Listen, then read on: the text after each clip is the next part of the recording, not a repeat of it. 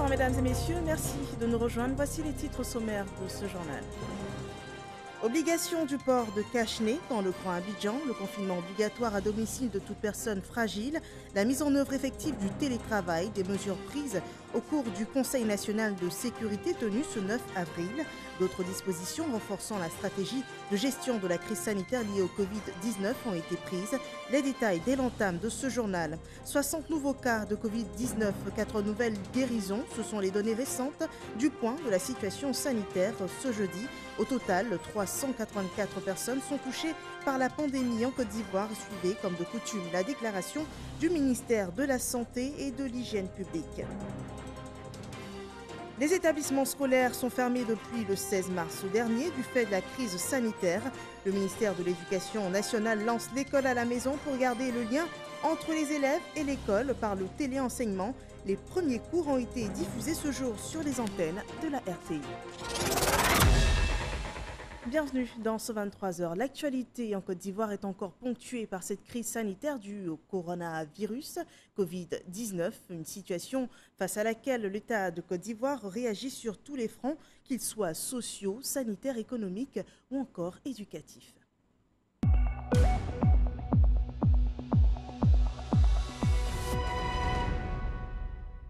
Le Conseil national de sécurité s'est réuni ce jeudi, une réunion extraordinaire présidée par le chef de l'État, Alassane Ouattara, qui était consacrée à l'examen de la situation de crise sanitaire liée à la pandémie de Covid-19. Le Conseil a décidé du renforcement de dispositions de distanciation sociale, notamment l'obligation du port de cache-nez dans le Grand Abidjan, tout en veillant à leur disponibilité et à leur gratuité.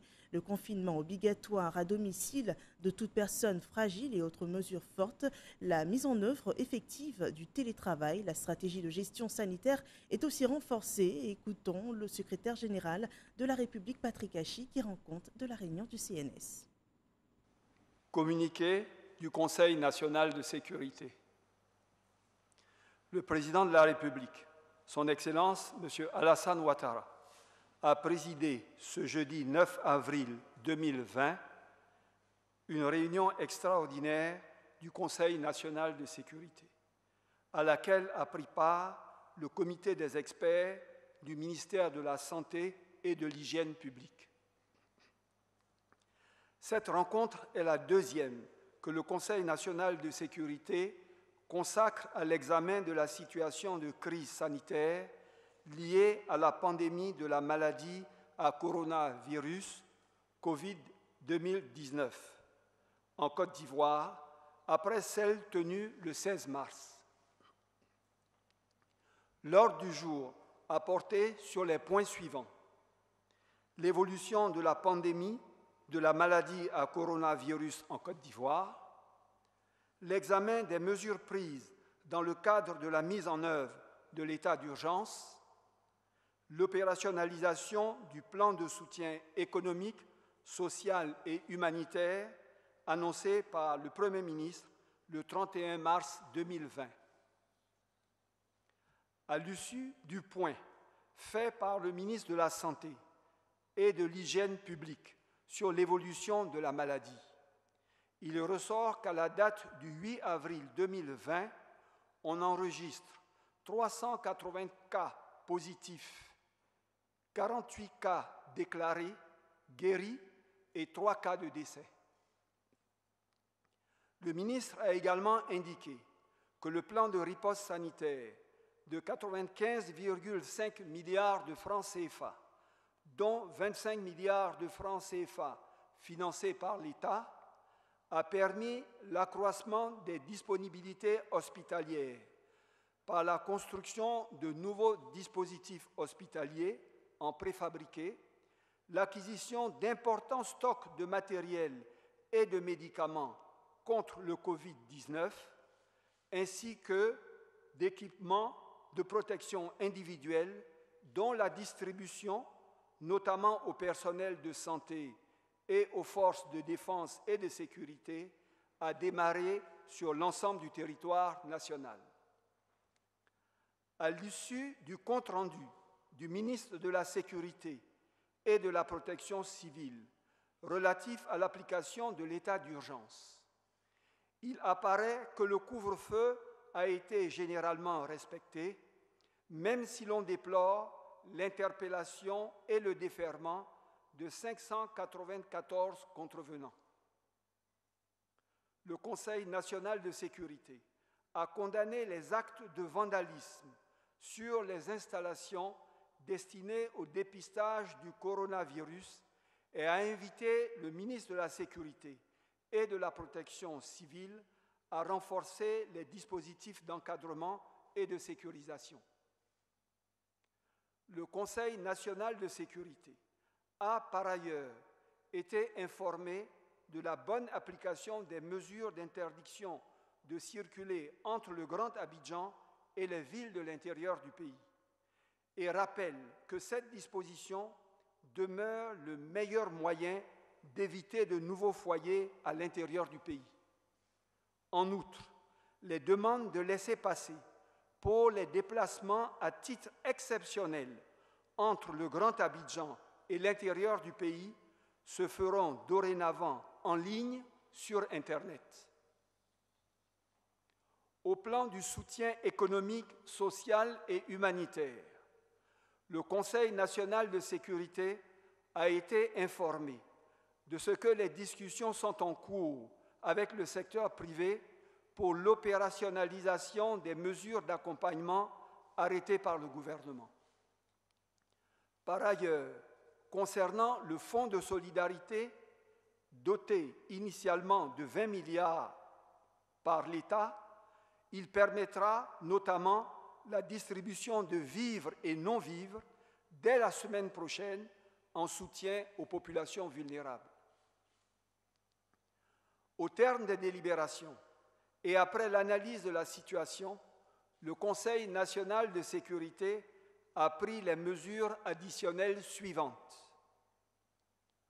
Au titre du renforcement des dispositions de distance sociale, les nouvelles mesures portent sur l'obligation du port de masques, notamment dans le Grand Abidjan, en veillant à leur disponibilité et leur gratuité, à commencer par le personnel de santé et les forces de défense et de sécurité. Le confinement obligatoire à domicile de toutes les personnes fragiles, notamment les personnes âgées et celles souffrant de maladies chroniques. La réduction des déplacements non essentiels. La mise en œuvre effective du télétravail. La réduction du nombre de passagers dans les véhicules de transport en commun et dans les véhicules personnels, dont les modalités seront communiquées par le ministre des Transports. Au titre du renforcement des stratégies de détection, de contrôle, de transmission et de soins, la mise en place d'une stratégie de dépistage avec l'installation à Abidjan de 13 centres de prélèvement de proximité, dont 9 avant fin avril, sur un total de 45 qui seront déployés sur l'ensemble du territoire national. Le paiement d'amendes ou l'imposition de sanctions pour toutes les personnes qui violent les règles de confinement à domicile et leur transfert dans des centres dédiés. La sensibilisation des populations au dépistage. La lutte contre la stigmatisation des cas confirmés. La fabrication par l'industrie locale et l'importation massive de masques destinés à l'usage des populations. La production des médicaments par l'industrie pharmaceutique locale en vue de la couverture des besoins nationaux. Par ailleurs, au titre des mesures d'usage simple, le Conseil national de sécurité rappelle aux populations le maintien et la poursuite, avec responsabilité, civisme et discipline, les mesures de prévention recommandées par le ministère de la Santé et de l'Hygiène publique. Il s'agit du lavage régulier des mains avec de l'eau et du savon ou l'utilisation d'une solution hydroalcoolique, de tousser ou d'éternuer dans le creux du coude ou dans un mouchoir à usage unique à jeter immédiatement dans une poubelle, de saluer sans se serrer la main, d'éviter les accolades et les embrassades, d'observer une distance d'au moins 1 mètre entre les personnes, d'éviter les rassemblements et les déplacements non indispensables. Le président de la République, son Excellence M. Alassane Ouattara, tout en félicitant les populations vivant en Côte d'Ivoire pour les efforts consentis dans la lutte contre ce fléau, les invite à la responsabilité, à la discipline et au strict respect des mesures de santé publique. Le président de la République remercie toutes les personnes morales et physiques de bonne volonté qui ont manifesté leur générosité et leur soutien en faisant des dons importants pour la lutte contre le coronavirus. Le président de la République a instruit M. le Premier ministre aux fins de procéder, dès la fin du mois d'avril 2020, au paiement des primes au personnel de la santé, aux forces de défense et de sécurité, ainsi qu'aux autres acteurs publics engagés en première ligne dans le combat contre le coronavirus. À l'issue de la réunion du Conseil national de sécurité, le président de la République a exprimé sa satisfaction à l'ensemble des acteurs impliqués dans la lutte contre la pandémie Covid-19 et les a encouragés à maintenir cette dynamique. Fait à Abidjan le jeudi 9 avril 2020. Je vous remercie. Voilà, c'était le compte-rendu de la réunion extraordinaire du Conseil national de sécurité tenue ce jour. Passons à présent au point de la situation. 60 personnes sont déclarées ce jeudi positives au Covid-19 en Côte d'Ivoire, ce qui fait un total de 384 personnes touchées par la pandémie dans notre pays. Le rapport du jour fait aussi cas de 4 nouvelles guérisons, suivant la déclaration du Dr Eugène Akaouélé, ministre de la Santé et de l'Hygiène publique. Ce jeudi 9 avril 2020, 60 nouveaux cas d'infection à Covid-19 ont été enregistrés sur 247 échantillons prélevés, portant à 444 le nombre total de cas confirmés et 4 nouveaux guéris. La Côte d'Ivoire compte donc à ce jour 440 cas confirmés, 52 guéris et 3 décès, avec toujours la ville d'Abidjan comme épicentre de la pandémie.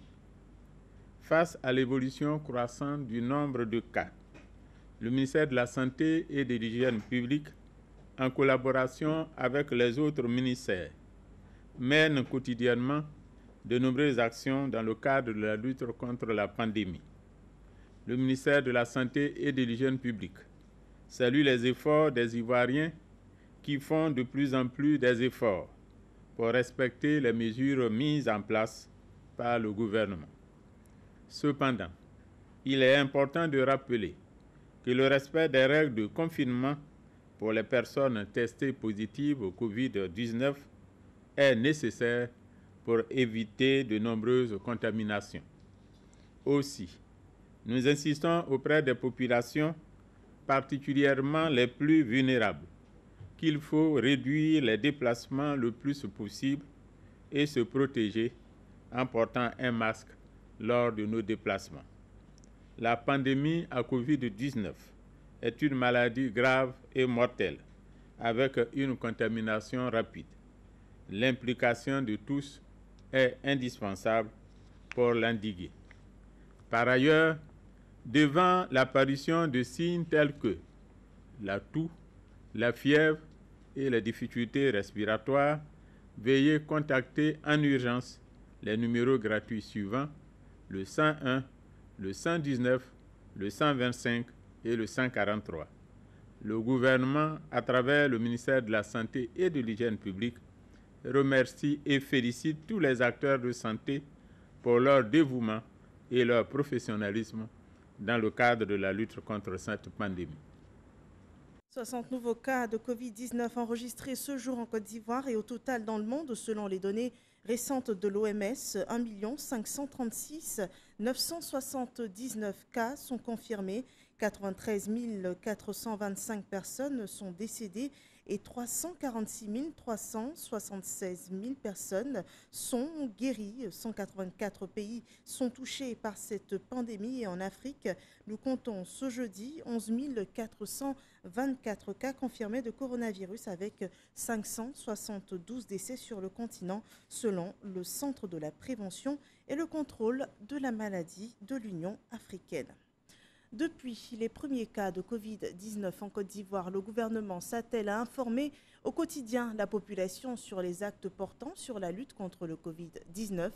Au point presse du jour, ce jour, Félix Anoublé, le ministre de la promotion des PME, s'est exprimé sur les mesures de soutien du gouvernement aux PME et au secteur informel durant cette crise sanitaire. Un point presse du gouvernement qui a aussi rendu compte des actes engagés sur le plan sanitaire et sécuritaire. Le point avec Mahama Traoré. Est qualifiée de PME toute entreprise qui emploie moins de 200 personnes en permanence et dont le chiffre d'affaires est inférieur à 1 milliard de francs CFA. En Côte d'Ivoire, cette catégorie d'entreprises représente 98% des entités formellement constituées et bon nombre d'entre elles connaissent actuellement des difficultés en raison de la maladie à coronavirus Covid-19. Dans le volet économique de son plan de riposte à cette pandémie, l'État a donc décidé d'allouer une enveloppe de soutien de 200 milliards de francs CFA aux PME et au secteur informel.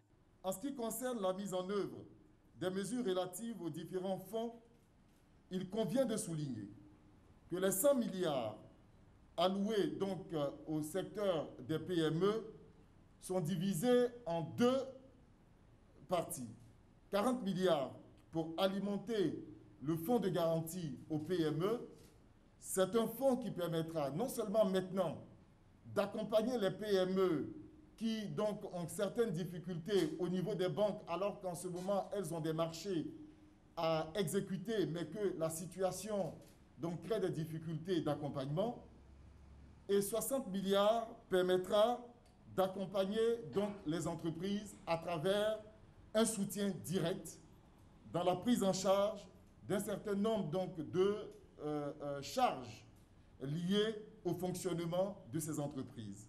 En ce qui concerne donc les 100 milliards alloués au fonds spécifique d'appui aux entreprises du secteur informel, bien que ces entreprises ne contribuent pas de façon donc directe au développement de l'économie, le Premier ministre a donc pris un certain nombre de mesures pour accompagner ce secteur et permettre donc aux personnes qui sont dans ce secteur de pouvoir donc faire survivre leur activité et pouvoir avancer après cette pandémie. Les critères d'éligibilité à ces fonds seront communiqués bientôt.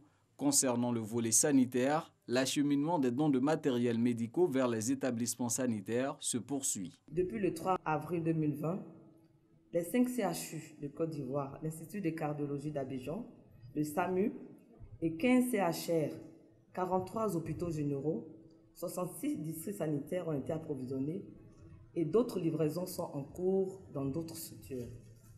En outre, dans le cadre de la multisectorialité de la riposte, des structures et institutions autres que la santé en sont bénéficiaires. 636 individus interpellés pour non-respect, 150 personnes assistées. Tel est le bilan de la mise en œuvre du couvre-feu sur la période du 24 mars au 9 avril. Voilà la pandémie de Covid-19 qui touche à ce jour 444 personnes en Côte d'Ivoire et face à cette crise sanitaire que le pays traverse, le Sénat, la deuxième chambre du Parlement ivoirien, ajourne l'ouverture de sa session ordinaire prévue se tenir normalement le 10 avril 2020, suivant cette déclaration du porte-parole du Sénat de Côte d'Ivoire. En application de l'article 94 alinéa 1 et 3 de la Constitution et de l'article 3 du règlement du Sénat, la date d'ouverture de la session ordinaire du Sénat pour l'année 2020 est en principe fixée au vendredi 10 avril 2020. L'ouverture de la session ordinaire est traditionnellement marquée par la tenue d'une cérémonie solennelle en présence du président de la République ou son représentant, des corps constitués et des forces vives de la nation.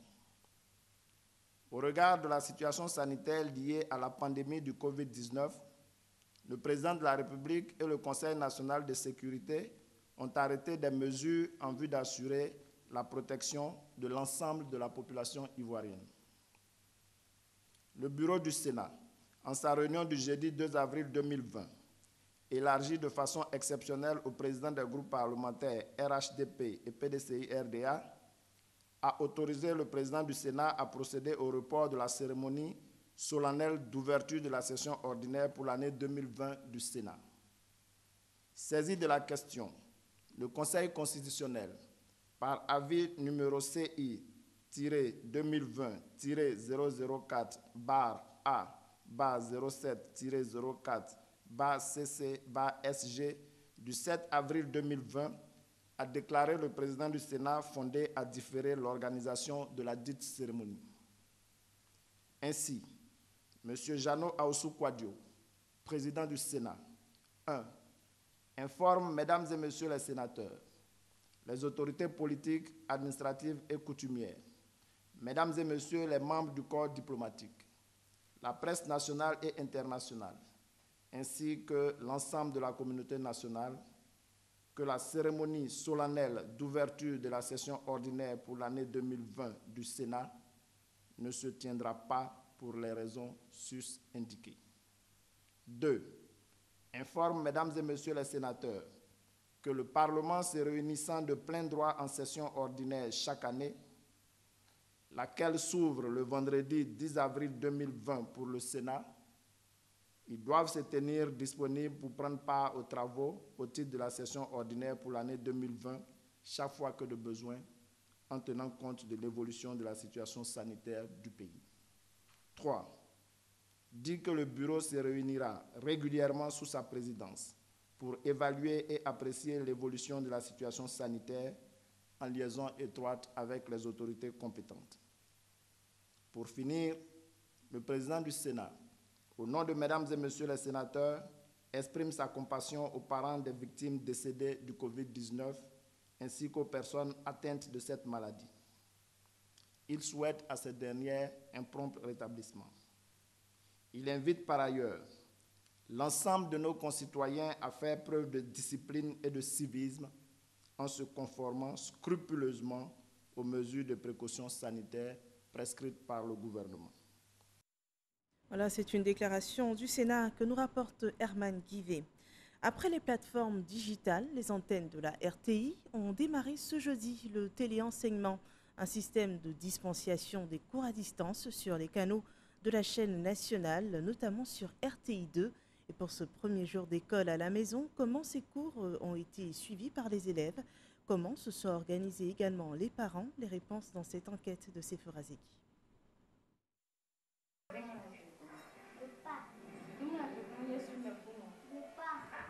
À peine le téléenseignement lancé ce jeudi matin sur RTI 2, petits et grands se disputent la télécommande. À Yopougon, dans la famille Yanga, 2 élèves en classe d'examen, Josaphat 3e et Daniel terminal D. Josaphat, son cahier en main, suit attentivement le cours de mathématiques, des cours à distance que cet élève découvre pour la première fois. J'ai trouvé ça bien parce que ça nous permet de garder un lien avec l'école, mais les cours passent trop rapidement, j'arrive pas mieux à saisir les exercices. Danielle, la sœur cadette, est quant à elle scotchée à son téléphone portable. Elle suit des cours via Internet. C'est une bonne initiative de la part de Madame la ministre. Elle s'inquiète pour notre avenir.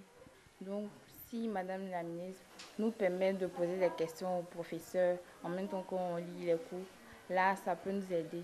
Une fois les cours en ligne terminés, Daniel s'apprête pour une autre séance, cette fois à la télévision. 1 minute de patience et le cours commence. Son père, téléphone en main, se charge de filmer la séance. Les cours sont assez rapides. J'ai fait une séance vidéo pour que les enfants puissent suivre. Laissons les Yanga, rejoignons une autre famille.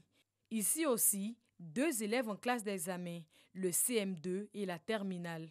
Le père essaie plusieurs liens pour permettre à ses filles de suivre les cours à distance. Plusieurs tentatives et il peut maintenant accéder à la plateforme. Ça va permettre aux élèves de s'occuper de s'occuper pendant ces moments de confinement. Et puis nous aussi, ça nous permet de suivre aussi les élèves, de voir un peu ce qu'ils sont en train de faire. Voilà, l'initiative est très très bonne. Direction le lycée classique d'Abidjan. Les acteurs du système éducatif en charge de cette initiative en plein débriefing après une première journée de diffusion. La tutelle rassure. Nous sommes à un début. Ce qui est en train d'arriver est nouveau pour les familles. On n'est qu'au début, tout début. Donc qu'il n'y ait pas de panique, qu'on fasse confiance à Mme Kandia Kamara. Et puis on a une page Facebook qui sera fonctionnelle bientôt, qui sera Mon école à la maison. Ils peuvent nous poser des questions. Depuis 24 heures, des informations sur les réseaux sociaux font état d'un réaménagement du calendrier scolaire. Une rumeur selon la tutelle. Le ministère de l'Éducation nationale n'a pas communiqué de nouveaux programmes. En tout cas, pas encore, si même il doit en avoir. Parce que pour qu'il puisse en avoir, ce sera toujours avec une concertation de notre ministre avec le gouvernement. Les cours via Internet ont bel et bien démarré depuis le 6 avril. Ce jeudi matin, la télévision a pris le relais. Pour la classe de CM2, les cours démarrent à 9h, pour la 3e à 10h15 et 11h07 pour la terminale sur RTI 2. Sur RTI 1, les cours ont lieu de 15h30 à 16h tous les jours du lundi au vendredi. Pour Radio Côte d'Ivoire, il démarre à 8h pour prendre fin à 8h30 et de 15h à 16h sur Fréquence 2. Le ministère de l'Éducation nationale, de l'enseignement technique et de la formation professionnelle tient à rappeler aux élèves que bien que l'école soit fermée, les cahiers doivent être ouverts. Voilà, loin de l'école, les élèves font l'école à la maison pour maintenir le rythme du programme de l'éducation nationale. Une autre réponse du gouvernement à cette crise sanitaire liée au Covid-19, c'est la gouvernance électronique. Plus clairement, le télétravail, donc le travail à distance, via le digital, notamment par l'application Teams, est depuis ce jeudi appliqué à l'administration publique. Abou Sanogo nous informe davantage. Mamadou Sanogo, ministre de l'économie numérique, en conversation avec ses collègues de la communication et des médias, des transports et celle de la modernisation de l'administration. Cette séance de travail via le numérique est le début officiel du télétravail préconisé par le gouvernement ivoirien comme mesure barrière contre la maladie à coronavirus. Ces solutions permettent aujourd'hui d'échanger des documents en toute confidentialité avec des solutions, des outils comme Outlook. Avec un simple téléphone, vous pouvez le faire. On n'a pas besoin d'un ordinateur. Et toutes les administrations à l'intérieur du pays, les préfectures, les services déconcentrés de tous les ministères peuvent faire autant, continuer de produire, de remonter des documents, de parler avec leurs ministres. Le télétravail en Côte d'Ivoire se fera donc à l'aide de l'application Teams de Microsoft, obtenue par l'État ivoirien dans le cadre du projet IGOV. Ce sont 13 000 licences qui permettront aussi aux collectivités locales et aux universités de continuer de fonctionner durant la crise sanitaire. Nous venons de terminer un premier trimestre.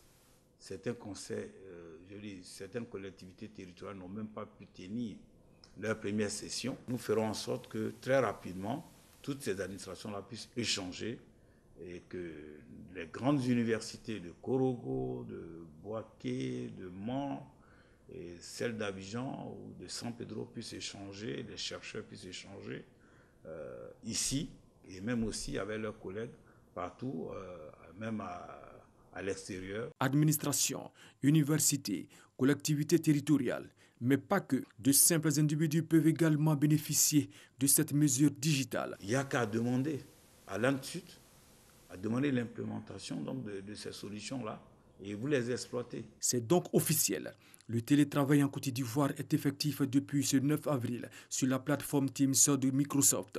Une plateforme sécurisée et conforme aux normes internationales qui se positionne comme une barrière efficace contre un mal qui a déjà fait 3 morts en Côte d'Ivoire. La recherche ivoirienne est productive en cette période de crise sanitaire.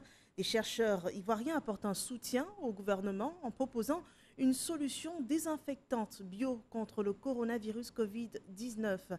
La solution, fabriquée à base de produits naturels, a passé tous les tests cliniques de validation et elle devrait être bientôt commercialisée pour amplifier l'application des mesures barrières. Franck Quadio. Université Félix Houphouët-Boigny, au Centre national de floristique de l'UFR Biosciences, le docteur Bolou et son équipe sont à la tâche.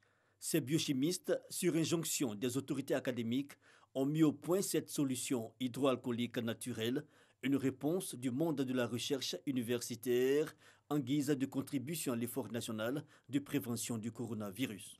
Il doit permettre de désinfecter la main, qui est la première barrière au virus.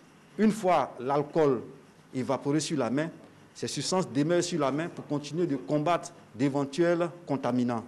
Les essences viennent d'ici, de ce parc floral logé au sein du Centre national de floristique de l'Université Félix Houphouët-Boigny de Cocody. Nous avons les plantes à valeur d'usage de Côte d'Ivoire et les plantes qui ont un statut particulier de conservation. Et donc c'est à partir de cet espace que les plantes ont été récoltées donc, pour confectionner cette solution. Avec ce produit, quand on arrive à la maison, on désinfecte tout. Les montres, les bracelets, tout, on désinfecte. Les portables, il suffit de vaporiser sur les portables, ça désinfecte. Les lunettes, ça désinfecte. Même lorsque vous avez l'impression que quelqu'un vous a éternué dans le visage, vous pouvez en mettre dans un mouchoir, un lotus et vous nettoyez le visage. C'est ce qui fait sa particularité. La solution, bientôt à la disposition des populations, a, au dire des chercheurs, franchi tous les tests cliniques. Pour le doyen de l'UFR Biosciences, la réponse au coronavirus pourra se faire par un usage approprié de nos richesses naturelles. On n'a pas encore trouvé le remède miracle, mais nous sommes des chercheurs. Le remède miracle que nous cherchons là viendrait probablement des plantes. Un monde de la recherche optimiste donc, les travaux sont en cours pour des résultats probants selon le président de l'Université Félix Houphouët-Boigny de Cocody. Le meilleur est à venir. Quel est ce meilleur qui est à venir? C'est que dans la recherche qui continue, des substances ont été mises au point, ont été relevées, ont été protégées et non pas pour nous prévenir contre la maladie, mais pour guérir. Notons que la mise à disposition de ce gel hydroalcoolique naturel aura duré 1 mois. À présent, ce communiqué du ministère de l'Emploi et de la Protection sociale. Le ministre de l'Emploi et de la Protection sociale porte à la connaissance des populations vivant en Côte d'Ivoire qu'en application du décret numéro 2011-371 du 4 novembre 2011 modifiant et complétant l'article 2 du décret numéro 96-205 du 7 mars 1996 déterminant la liste et les régimes des jours fériés, le lundi 13 avril 2020, lundi de Pâques est déclaré jour férié et chômé sur toute l'étendue du territoire national. Un communiqué signé du ministre Pascal Abinan. Les acteurs du secteur agricole s'assemblent à l'initiative du ministre de l'Agriculture et du Développement durable. L'objectif de ce bloc stratégique est de poursuivre sur tous les fronts la sensibilisation pour éviter un fort impact de la pandémie liée au coronavirus sur le secteur agricole en Côte d'Ivoire, à Boussanogo. La crise du Covid-19 a des effets perceptibles sur la production vivrière. Et si elle dure longtemps, l'on pourrait arriver à un arrêt total de toutes les activités de projet sur le terrain avec des conséquences sur la production vivrière. Pour éviter une crise alimentaire, il faut prendre des mesures urgentes pour maintenir l'outil de production et les emplois agricoles pendant la période du Covid-19. C'est le sens de la rencontre entre le ministre de l'Agriculture et du Développement rural, Kobena Kwasi Adjoumani, et les acteurs du monde agricole. Vu les impacts probables que le Covid aura sur le secteur agricole, le gouvernement a réagi vite en mettant en place un fonds de 300 milliards de francs CFA pour soutenir le secteur agricole, dont 50 milliards de francs CFA pour les cultures vivrières et 250 milliards de francs CFA pour les cultures pérennes. Pour notre ministère, les mesures urgentes sont des mesures à prendre maintenant et à mettre en œuvre rapidement entre ce mois d'avril et juin 2020. Et elles seront financées sur les 300 milliards de francs CFA annoncés pour le secteur agricole. Les producteurs seront tous soutenus pendant la période du Covid-19. Les mesures sont liées à l'acquisition et à la distribution de kits agricoles, à l'encadrement de la production et à l'encadrement de la récolte et de la mise à marché. Des dispositions qui réjouissent l'ensemble des producteurs des filières agricoles qui s'engagent à soutenir le gouvernement dans le combat contre la maladie du coronavirus Covid-19. Il s'agira désormais de penser nourrir la population ivoirienne d'abord, nourrir la sous-région. Monsieur le ministre, nous sommes là pour traduire tout cet effort que vous faites sur le terrain. Dis au président de la République, le secteur vivrier de Côte d'Ivoire lui dit grand merci. Le Premier ministre, grand merci. Et avec ce qu'ils ont fait, mais 300 milliards, 50 milliards pour le domaine des vivriers, monsieur le ministre, c'est beaucoup plus que beaucoup. Notons que ces mesures seront financées sur les ressources des projets en cours de formulation. Je vous propose de revenir sur cette information. Le Conseil national de sécurité s'est réuni ce jeudi, une réunion extraordinaire présidée par le chef de l'État Alassane Ouattara qui était consacrée à l'examen de la situation de la crise sanitaire liée à la pandémie de Covid-19 en Côte d'Ivoire. Le Conseil a décidé dans ce cadre du renforcement des dispositions de distanciation sociale, notamment l'obligation du port de cache-nez dans le Grand Abidjan, tout en veillant à la disponibilité et la gratuité de ces cache-nez, le confinement obligatoire à domicile pour les personnes fragiles, la mise en œuvre effective du télétravail. La stratégie de gestion sanitaire est aussi renforcée avec l'installation de 45 centres de prélèvement de proximité sur l'ensemble du territoire national.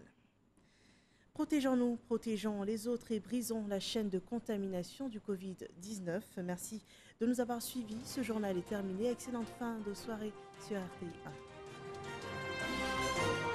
1.